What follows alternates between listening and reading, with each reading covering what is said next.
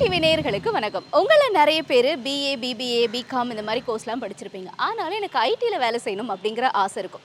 ஐடியில் வேலை செய்யணும்னா எக்ஸ்ட்ரா ஒரு கோர்ஸ் பண்ணணும்னா அதுக்கு அடிஷ்னலாக கிடைக்கிற வேல்யூ இன்னும் அதிகம். ஆமாம், நாங்கள் கோர்ஸ் படிக்கணும்னு நினைக்கிறோம். ஆனால் எங்கள் இன்ஸ்டியூட் போனாலுமே 40,000லேருந்து 50,000 வரைக்கும் கேட்குறாங்களே அப்படின்னு தானே யோசிக்கிறீங்க. இல்லை, இங்கே ஜஸ்ட் 4,999ல் உங்களுக்கு ஒரு சூப்பரான வேல்யூபிள் கோர்ஸ் ஆஃபர் பண்ணுறாங்க.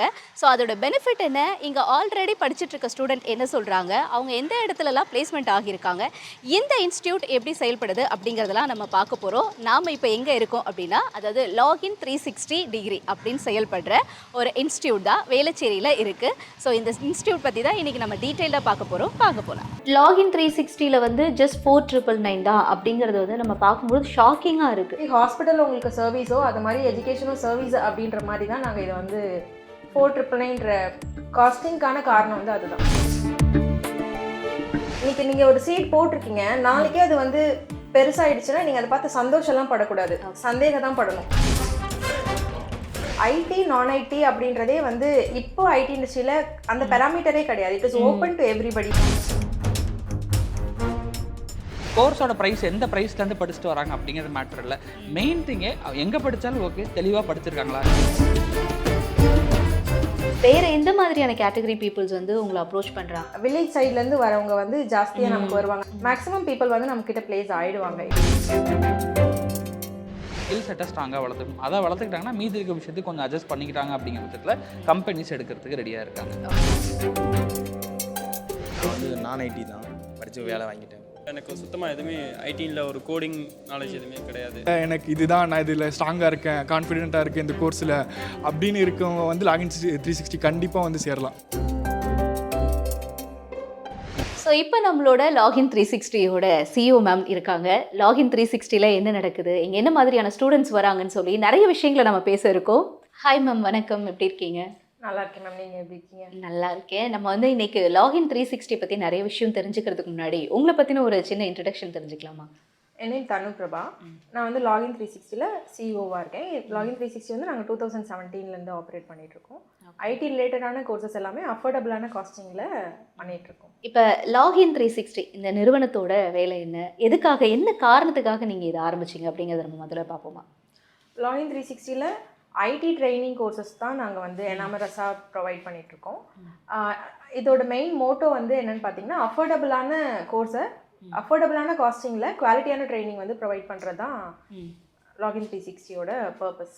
மேம், இப்போ இந்த கோடிங் கோர்ஸ் அப்படின்னு வெளியே மற்ற நிறுவனங்களோட நம்ம செக் பண்ணும்போது அவங்களாம் ஒரு 50,000 அந்த மாதிரி அதிகமாக தான் கேட்குறாங்க. பட் லாகின் 360ல் ஜஸ்ட் 4,999 தான் அப்படிங்கிறது நம்ம பார்க்கும்போது ஷாக்கிங்காக இருக்குது. அது கண்டிப்பாக யோசிப்பாங்க இல்லையா, 4,999க்கு இவங்க என்ன சொல்லி கொடுப்பாங்க, அது எந்த அளவுக்கு குவாலிட்டியாக வரும்னு கண்டிப்பாக நிறைய டவுட்ஸ் இருக்கும். 4,999 நீங்கள் சூஸ் பண்ணதுக்கான காரணம் என்ன, எவ்வளோ குவாலிட்டி உங்ககிட்ட நாங்கள் எக்ஸ்பெக்ட் பண்ணலாம்?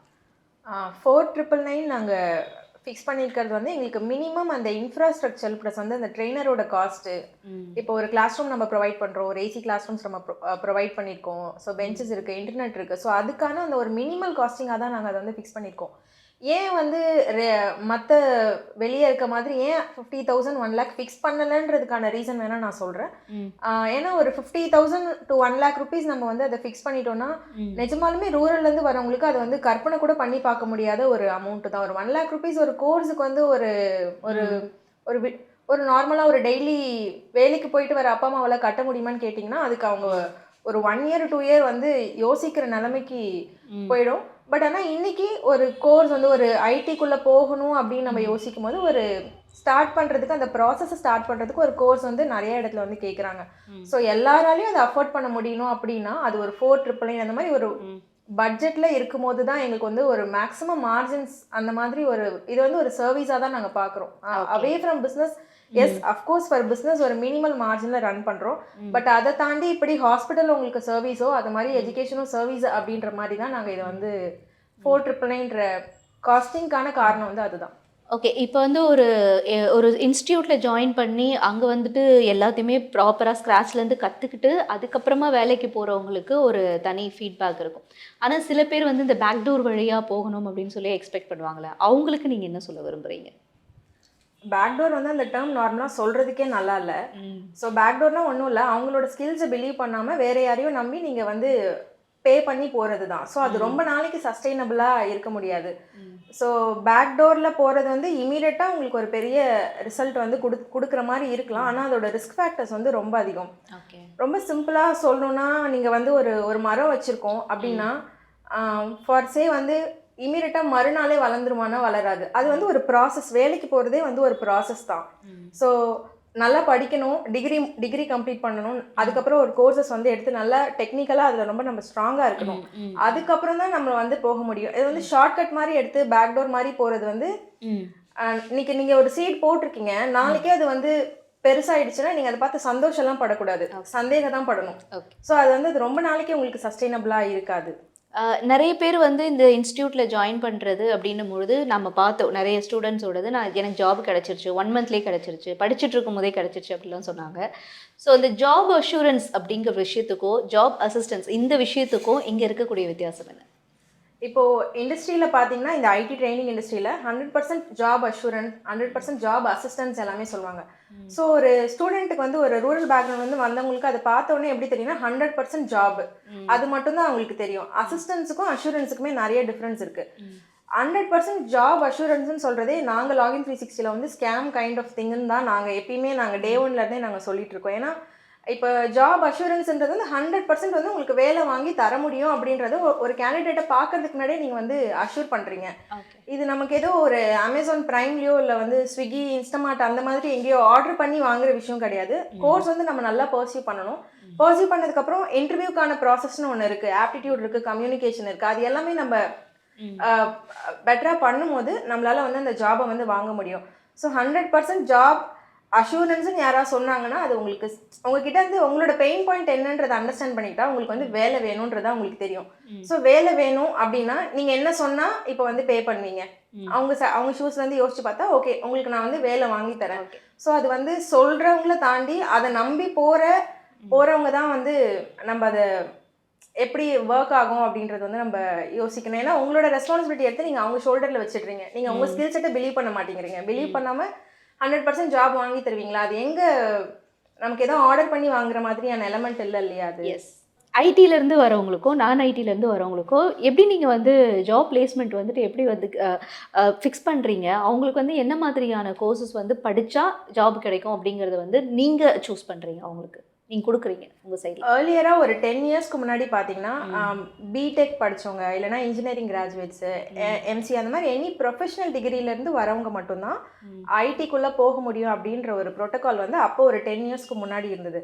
பட் இப்போ வந்து பிஎஸ்சி அக்ரிகல்ச்சர் படித்தவங்க எங்கிட்ட பிளேஸ் ஆகிருக்காங்க, பிஏ இங்கிலீஷ் படித்தவங்க பிளேஸ் ஆகிருக்காங்க. ஸோ வந்து ஐடி நான் ஐடி அப்படின்றதே வந்து இப்போ ஐடி இண்டஸ்ட்ரியில் அந்த பேராமீட்டரே கிடையாது. It is open to everybody. உங்களுக்கு இன்ட்ரெஸ்ட் இருக்குது, உங்களுக்கு ஐடியில் போகணும் அப்படின்னு இருக்குன்னா நீங்கள் போகலாம். ஐடின்னு கிடையாது, பட் எனிதிங் எதுனாலுமே உங்களுக்கு இன்ட்ரெஸ்ட் இருந்தால் உங்களால் அது பண்ண முடியும். ஓகே, ஐடியில் இருக்கிறவங்க பிளேஸ் ஆகிறது ஓகே, அது வந்து ஒரு வெல் அண்ட் குட். ஆனால் நான் ஐடியில் இருக்கிறவங்களும் இவ்வளோ பேர் பிளேஸ் ஆகிருக்காங்க. நிறைய பேர் நமக்கு வந்துட்டு ஃபீட்பேக் கொடுத்தாங்க. நானே இப்போ டைரெக்டாக கேட்டிருந்தேன், அது எப்படி சாத்தியமாச்சு?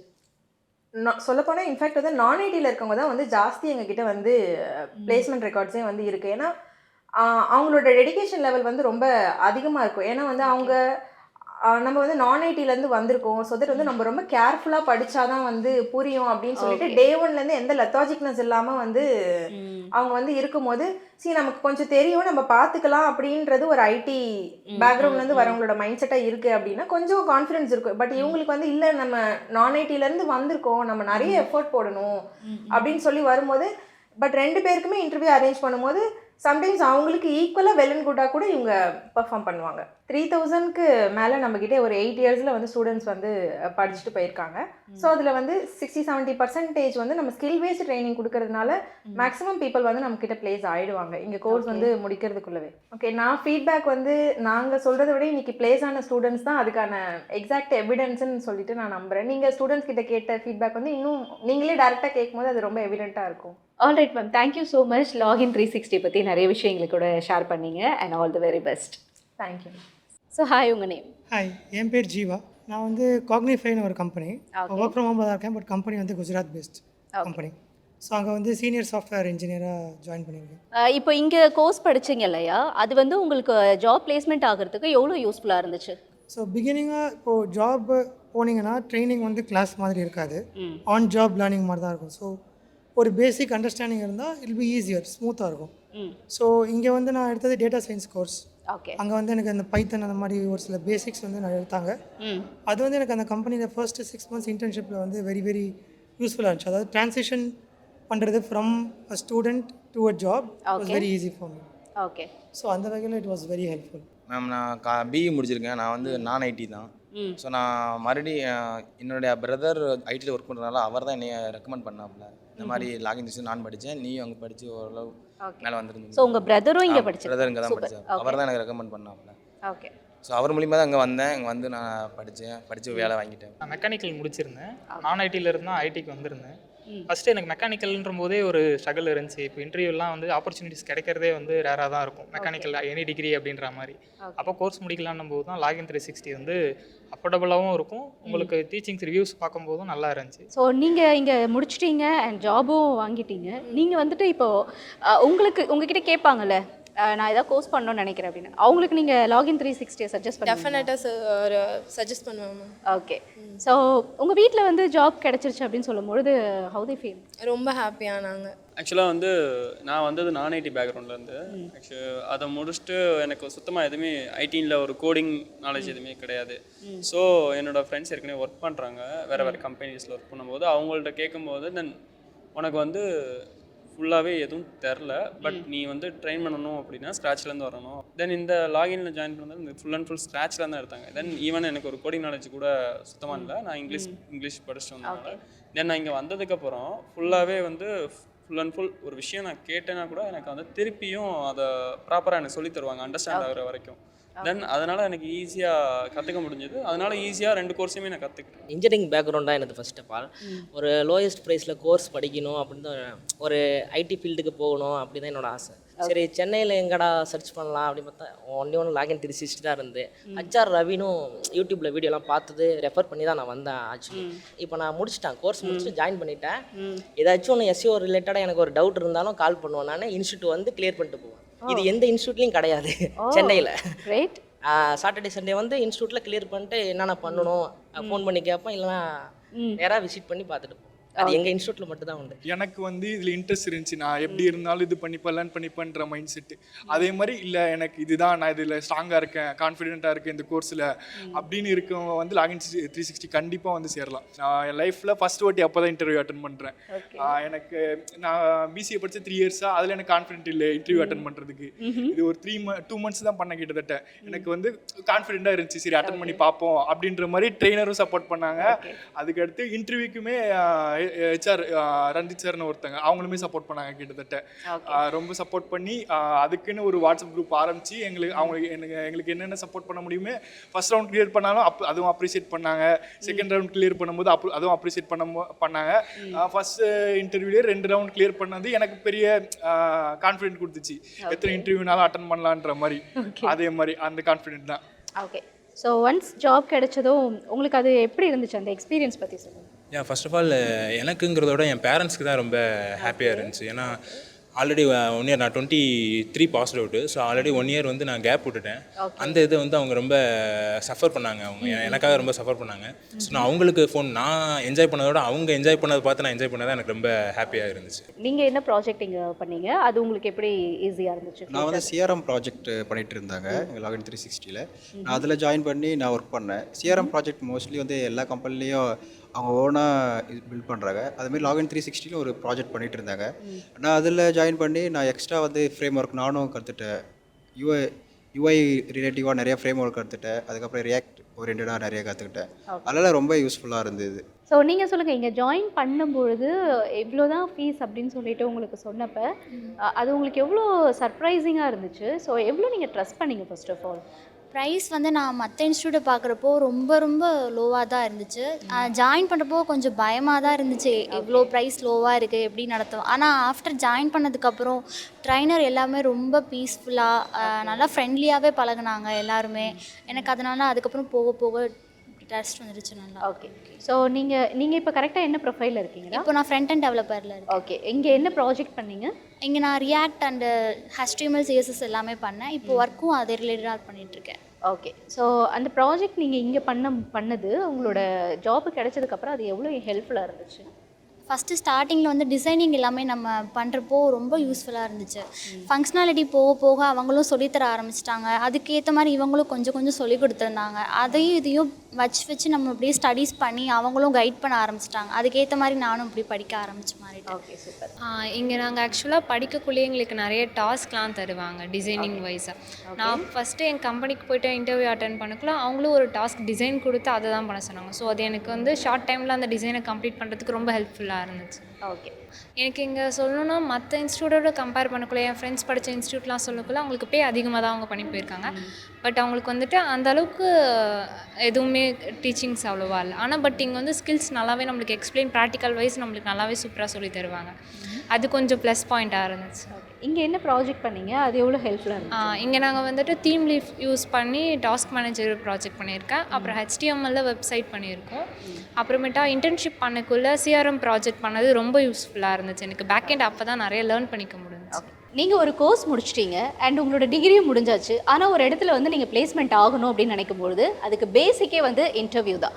ஸோ ஒரு இன்டர்வியூ நீங்கள் அட்டன் பண்ணுறீங்க அப்படின்னா அந்த கம்பெனியில் இருக்கக்கூடிய HR சைட்லேருந்து என்ன மாதிரியான விஷயங்களை உங்ககிட்டேருந்து எக்ஸ்பெக்ட் பண்ணுவாங்க, நீங்கள் எந்தெந்த விஷயத்துலலாம் இன்னும் க்ரோ அப் ஆகணும் அப்படிங்கிற மாதிரி இன்னும் பல்வேறு விஷயங்கள் தொடர்பாக நம்மளோட HR இன்ஃப்ளூயன்சர் மிஸ்டர் நவீன் நினைஞ்சிருக்காங்க. அவங்ககிட்ட பேசலாம். இப்போ ஒருத்தவங்க புதுசாக இன்டர்வியூ போகிறாங்க அப்படின்னா அவங்களுக்கு இப்போ இருக்கக்கூடிய காலகட்டத்தில் என்ன விஷயம் ரொம்ப ரொம்ப இம்பார்ட்டன்ட் அப்படின்னு நீங்கள் நினைக்கிறீங்க? ஃப்ரெஷராக இருந்து ஐடி துறையில் ஒருத்தர் ட்ரை பண்ணுறாங்க அப்படிங்கிற பட்சத்தில் கம்பெனிஸ்க்கு நிறைய விதமான ஆப்ஷன்ஸ் இருக்குது. நிறைய பேர் படித்து வந்துட்டு இருக்காங்க. அதனால் கம்பெனிஸ்க்கு ஃபர்ஸ்ட் ப்ரைமரி திங் டெக்னிக்கலாக அவங்க ஸ்ட்ராங்காக இருக்காங்களா.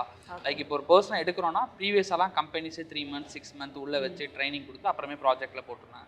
இப்போ ஃப்ரம் டே 1ல இருந்து அவர்கிட்ட இருந்து ரெவன்யூ பார்க்க முடியுமா, ஸோ ஃப்ரம் டே 1 அவரால் கோட் பண்ண முடியுமா, எந்த ரோலாக அதை பண்ண முடியுமா எக்ஸ்பெக்ட் பண்ணுறாங்க. ஃபர்ஸ்ட் டெக்னிக்கல் விஷயம். அப்படி டெக்னிக்கல் விஷயம் இன்ஃபேக்ட் நிறைய பேர் ஸ்ட்ராங்காக இருந்தோம், மீதி ரிமைனிங் நிறைய விதத்தில் மிஸ் பண்ணிடுவாங்க. எக்ஸாம்பிளுக்கு ஒரு சில பேர் கம்பெனியோட லொக்கேஷனுக்கு வர மாட்டேன்னு சொல்லுவாங்க. ஒரு சில பேர் ஒர்க் ஃப்ரம் ஹோம் எதிர்பார்த்துட்டு இருப்பாங்க. ஸோ அந்த மாதிரிலாம் இல்லாமல் ஒரு ஃப்ரெஷராக இருக்கப்போ ஆஃபீஸ் போயும் ஒர்க் பண்ணுறதுக்கும் in fact off Saturday Sunday leave வேணும்னு நினைப்பாங்க. பட் சாட்டர்டே ஆஃபீஸ் இருக்கும். ஸோ அந்த விஷயங்கள் அந்த மாதிரி ஒரு சில விஷயங்களுக்கும் ஓகே ஆகிற மாதிரி இருக்கணும். அதெல்லாம் ஃப்ரெஷருக்கு இப்போ மார்க்கெட்டில் சேலரி வைஸ்லையுமே ஒரு அப்ராக்ஸான நார்மல் ரேஞ்சில் போயிட்டு இருக்கு. ஸோ அந்த விஷயத்தை அக்செப்ட் பண்ணிட்டு போயிட்டு இருக்காங்க அப்படின்னா அவங்களுக்கு ஓரளவுக்கு ஜாப் மார்க்கெட்டில் ஈஸியாக கிடச்சிடும். ஸ்கில் செட்டை ஸ்ட்ராங்காக வளர்த்துக்கணும். அதை வளர்த்துக்கிட்டாங்கன்னா மீதி இருக்க விஷயத்துக்கு கொஞ்சம் அட்ஜஸ்ட் பண்ணிக்கிட்டாங்க அப்படிங்கிற பட்சத்தில் கம்பெனிஸ் எடுக்கிறதுக்கு ரெடியாக இருக்காங்க. ஓகே. இப்போ ஐடி இண்டஸ்ட்ரியை பொறுத்த வரைக்கும் இந்த டெக்னிக்கல் அவங்களோட அந்த பேக்ரவுண்ட் டெக்னிக்கலாக நம்ம பார்க்கும்போது அது எவ்வளோ ஸ்ட்ராங்காக இருக்கணும், என்னென்ன விஷயங்களை வந்து அவங்க டெவலப் பண்ணிக்கணும் அப்படிங்கிறது ரொம்ப இம்பார்ட்டண்ட்டாக இருக்குது. ஓகே. எதர் இதுக்கு வந்து அவங்க வந்து கம்ப்யூட்டர் டிகிரி தான் பேக்ரவுண்டில் முடிச்சிருக்கும் கிடையாது. ஐடியில் இப்போ நிறைய பேர் மெக்கானிக்கல் அதர் டிபார்ட்மெண்ட் முடிச்சவங்க தான் ஒர்க் பண்ணிட்டு இருக்காங்க. எதர் காலேஜ் டிகிரி பெரிய மேட்டர் கிடையாது. பட் சின்ஸ் 10ல் ஒரு 2 to 3 கம்பெனிஸ் பெரிய பெரிய top level standard company expecting the same ID computer science background. Remaining ஒரு 6 to 7 company accepting what ever the computer background is fine. But அடிஷ்னலாக ஏதாச்சும் ஒரு விஷயத்தை படிச்சுட்டு அந்த ரோலுக்கான ஸ்கில்ஸை ஸ்ட்ராங்காக வளர்த்துக்கிறாங்களா அப்படிங்கிற விஷயத்த ப்ரைமரியாக பார்க்குறாங்க. இப்போ டெவலப்மெண்ட்னா டெவலப்மெண்ட்டுக்கான ஸ்கில்ஸை இது பண்ணிக்கணும். டெஸ்டிங் அப்படின்னா டெஸ்டிங்கான ஸ்கில், டிசைனிங், டிஜிட்டல் மார்க்கெட்டிங்னா அந்தந்த ரோல் இருக்கு. பிரைமரியா ஒரு 10 ரோல் சொல்லலாம். ஆனால் ஐடியில் 100 டிஃப்ரெண்ட் ரோல் இருக்கு. ஸோ அது மாதிரி ஏதோ ஒரு நீஷ் அவங்க பிக் பண்ணி அதில் அவங்க ஸ்கில் ஒரு 3 மாதம் to 6 மாதம் அடிஷ்னலாக இப்போ லாகின் 60 மாதிரியான அடிஷ்னலாக நிறைய சர்வீஸ் ப்ரொவைடர் ஏதோ ஒரு இடத்துல ஸ்ட்ராங்காக படிச்சுட்டுமே லாகின் 60 பெஸ்ட்டாக பண்ணிட்டு இருக்காங்க. ஸோ எடுத்து படித்து அவங்க லேர்ன் பண்ணுறாங்கன்னா டெஃபினட்டாக கம்பெனி சைடில் ஜாப்ஸ் இருக்குது. ஓகே. இப்போ இங்கே வந்துட்டு ஒருத்தவங்க முடிச்சுட்டாங்க, ஃபர்ஸ்ட் டைம் இன்டர்வியூ அட்டன் பண்ணுறாங்கன்னா அந்த இன்டர்வியூ வந்து முடிக்கிறது தான் ஒரு மிகப்பெரிய டாஸ்க்காக இருக்கும். ஃபஸ்ட்டு 2 rounds முடிச்சிட்டாங்கன்னா அதுக்கப்புறம் ஓரளவுக்கு அவங்களுக்கு கொஞ்சம் கான்ஃபிடென்ட் வந்துடும். இப்போ இங்கே வந்து அதுக்கான மாக் இன்டர்வியூஸ் எல்லாமே கொடுக்குறாங்க. ஸோ அது வந்து எவ்வளோ ஹெல்ப்ஃபுல்லாக இருக்கும், அதை பற்றி நீங்கள் சொல்லுங்கள். நம்மளுக்கு இன்டர்வியூ கால் லெட்டர் வரதே, ஆஃபர் லெட்டரை தாண்டி கால் லெட்டர் வரதே வந்து ரொம்ப ஒரு அபூர்வமாக இருக்குது. அப்போது அந்த ரியல் டைமில் இருக்கக்கூடிய அந்த ரியலான ஆப்பர்ச்சுனிட்டி போய் வேஸ்ட் பண்ணிடக்கூடாது. ஸோ அந்த இடத்துல ஃபஸ்ட் இன்டர்வியூ போகிறவே பெஸ்ட்டாக பர்ஃபார்ம் பண்ணணும். அதுக்கு தான் நம்ம வந்து இன்ஸ்டியூட்லேயே மாக் இன்டர்வியூஸ்லாம் வைக்கிறாங்க. ஸோ அங்கேயே ப்ரிப்பேர் ஆகிட்டா உண்மையிலுமே ரியல் டைமில் இருக்க இடத்துல போய் வேஸ்ட் பண்ணிட மாட்டோம். இன்ஃபேக்டாக ஃபஸ்ட் இன்டர்வியூ கூட வேஸ்ட் பண்ணிடக்கூடாது. அங்கே போய் ட்ரையல் பண்ணி பார்க்கலாங்க. ரியல் இன்டர்வியூவில் போய் ஃபெயிலியர் ஆகிறதோட இங்கேயே மாக் இன்டர்வியூ அட்டன் பண்ணி நிறைய ப்ராக்டிஸ் பண்ணி பெட்டராக பர்ஃபார்ம் பண்ணதுக்கப்புறம் போய் இன்டர்வியூ அட்டன் பண்ணுறப்ப கிராக் பண்ண முடியும். லாகின் சீஸ்லையுமே நிறையா வந்து மார்க் இன்டர்வியூ ஸ்டூடெண்ட்ஸ் எடுத்து ரெடி பண்ணி பெஸ்ட் ஆஃப் குவாலிட்டி வந்ததுக்கப்புறம் மூவ் பண்ணுறாங்க. ஸோ ஒரு நம்ம முன்னாடியே ப்ராஜெக்ட்ஸ் பண்ணுறது வந்துட்டு அவங்களுக்கு ஒரு இடத்துல போய் உட்கார்றதுக்கு எவ்வளோ யூஸ்ஃபுல்லாக இருக்கும் அப்படின்னு நீங்கள் நினைக்கிறீங்க? இப்போ ஒரு எக்ஸ்பீரியன்ஸ் கேண்டிடேட்டாக இருக்காங்க 2 இயர்ஸ் 3 இயர்ஸ்னா முன்னாடி எந்த கம்பெனியில் ஒர்க் பண்ணியிருக்காங்க, என்ன மாதிரி ப்ராஜெக்ட்டில் ஒர்க் பண்ணியிருக்காங்க சொல்லி எக்ஸ்பீரியன்ஸ் கேண்டிடேட் வைப்பாங்க. இப்போ ஒரு ஃப்ரெஷ்ஷாக இருந்து நான் வெறும் படிச்சுட்டேன் அப்படின்னு மட்டும் சொன்னாலுமே ஒரு இன்டர்வியூவில் 1 hour உட்காந்து டெஸ்ட் பண்ணி பார்க்குறது இன்டர்வியூ இருக்குமே டிஃபிகல்ட்டாக இருக்குது. அதனால் இன்டர்வியூமே ஒரு இன்டர்வியூ எடுக்கிற ஹெச்ஆர் எங்கள்கிட்ட கேட்குறதுமே ஸ்டூடெண்ட்ஸ் ப்ராஜெக்ட் பண்ணியிருக்காங்களா, ஏன்னா அவங்க ஒரு 6 month ஒரு 1 year ஒரு ப்ராஜெக்ட் பண்ணியிருப்பாங்க, இல்லை ஒரு 1 monthல மினிமம் 2-3 ப்ராஜெக்ட்ஸ் பண்ணியிருப்பாங்க. அந்த மாதிரி அவங்களோட ப்ராஜெக்ட் எந்த அளவுக்கு ஸ்ட்ராங்காக இருக்குது அப்படிங்கிறத கண்டிப்பாக பார்க்குறாங்க. ஸோ இப்போ லேட்டஸ்ட் டெக்னாலஜியில் ட்ரெண்டாக இருக்கக்கூடிய ப்ராஜெக்ட் ரியல் டைம் ப்ராப்ளத்தை சால்வ் பண்ணுற மாதிரியான ப்ராஜெக்ட்லாம் அவங்க பண்ணுறாங்களா அப்படின்னு பார்க்குறாங்க. ஸ்டூடெண்ட்ஸுமே லேட்டஸ்ட்டான ப்ராஜெக்ட்ஸ் எல்லாமே பண்ணுறனால ஈஸியாக ப்ளேஸ் ஆகிட்டுருக்காங்க. ஸோ இவங்க மாதிரி லேட்டஸ்ட்டான ப்ராஜெக்ட்ஸ் என்ன இருக்கோ ஸோ அந்த விஷயம் எல்லாத்தையுமே ஸ்டூடெண்ட்ஸ் பண்ணுறப்ப தான் கம்பெனி வில் நோ தட் இவருக்கு எந்த அளவுக்கு இருக்குன்னு. ஸோ இன்டர்வியூவில் கொஸ்டின்ஸ் கேட்குறப்பமே அவர் என்ன ப்ராஜெக்ட் பண்ணியிருக்காரோ அதில் இருந்த கொஸ்டினை ரைஸ் பண்ணி கேட்பாங்க. அந்த பண்ணியிருக்க ப்ராஜெக்ட்டும் இவர் தான் பண்ணியிருக்காராங்கிறத இன்டர்வியூவில் வெரிஃபை பண்ணிவிட்டு மேட்ச் ஆகுதுங்கிற பட்சத்தில் ஓகே அப்படின்னு எடுத்துப்பாங்க. Projects play huge role. அது லாகின் 6 மாதிரி இடத்துல ட்ரெண்டடான அப்டேட்டான ப்ராஜெக்ட்ஸ் வந்து நிறைய பண்ண வைக்கிறாங்க. ஸோ அந்த மாதிரி அப்டேட்டான ப்ராஜெக்ட் எடுத்து நீங்கள் இன்டர்வியூ வரப்போ டெஃபினட்டாக கிராக் பண்ணலாம். ஸோ இப்போ லாகின் 360 இவங்களுக்கும் மற்ற இன்ஸ்டியூட்டுக்கும் இருக்கிற அந்த டிஃப்ரென்ஸ் என்னன்றதை நீங்கள் பார்த்தீங்க?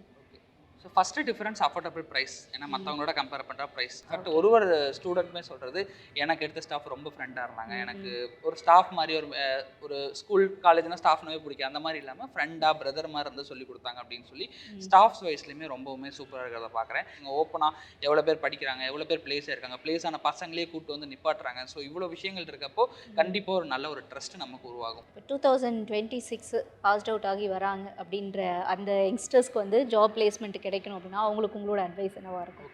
2026 ஐ திங்க் இன்னும் ஒரு 1 year கிட்ட இருக்குது. நிறைய ஃப்ரெஷர்ஸ் இப்போ ஜாப் எடுக்கிறதுல பண்ணுற மிஸ்டேக்கு காலேஜ் முடிச்சுட்டு 1 year 2 year ஆகி வெளில வந்து அதுக்கப்புறம் தான் லைஃப் இப்படி ஆயிடுச்சுன்னு ஃபீல் பண்ணி டெசிஷன் எடுக்க ஆரம்பிச்சு இன்ஸ்டியூட் ஜாயின் பண்ணி படிக்க ஆரம்பிக்கிறாங்க.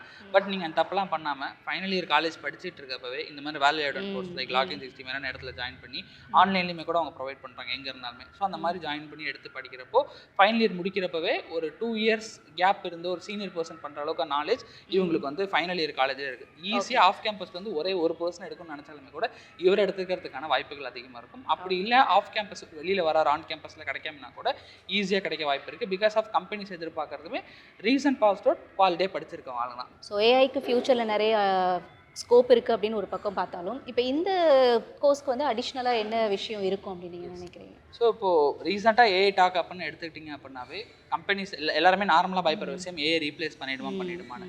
ஸோ எக்ஸ்பர்ட்ஸ்லேருந்து எல்லாருமே சொல்கிற விஷயம் எஸ் ஏஐ ரொம்ப பேஸ் லெவலில் இருக்கக்கூடிய ஜாப் ரோலை ரீப்ளேஸ் பண்ணும். இது first thing. Second thing AI தெரிஞ்ச பர்சன் ஏஐ தெரியாமல் இருந்துட்டு இருக்க பர்சனை ரீப்ளேஸ் பண்ணிவிடுவாங்க. யாருக்கெல்லாம் கம்பெனிக்குள்ளே ஏஐ தெரியாமல் இருந்துட்டு இருக்காங்களோ அவங்கள ஏஐ தெரிஞ்சு யாரெல்லாம் விஷயத்தை எஃபெக்டிவ் பண்ணுறாங்களோ அவங்க ரீப்ளேஸ் பண்ணிவிடுவாங்கிறது தான் பேஸ் ரூலாக இருந்துட்டு இருக்கு.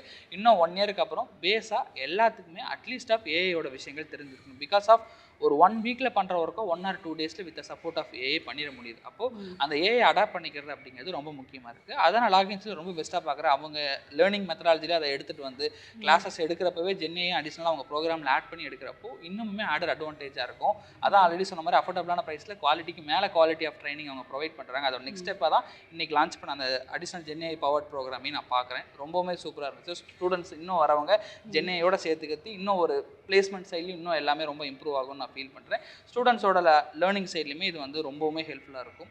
ஸோ பெஸ்ட்டான ஒரு விஷயம். Okay, thank you so much sir. நான் கேட்ட கேள்விக்கெல்லாம் போய் பொறுமையாக பதில் சொன்னது.